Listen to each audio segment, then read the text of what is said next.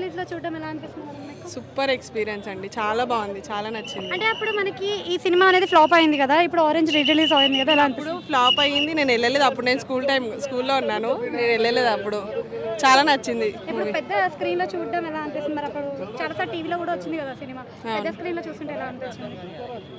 బాగుంది, చాలా మంచి ఎక్స్పీరియన్స్. రామ్ చరణ్ జెనెలియా కాంబినేషన్ ఎలా అనిపించింది అప్పుడు?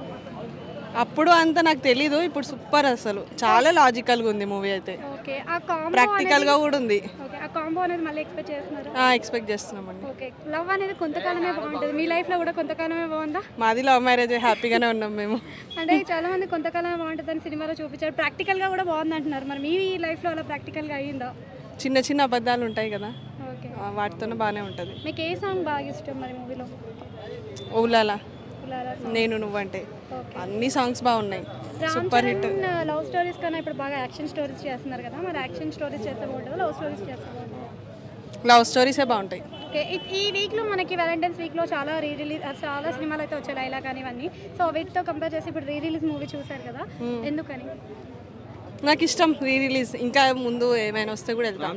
ఏ సినిమా రిలీజ్ చేస్తే బాగుంటుంది అనుకుంటారు? ఆరెంజ్ కాకుండా? Orange is my favourite. అది కాకుండా చిరుత ఉంది, మగధీర కూడా బాగానే ఉంటుంది.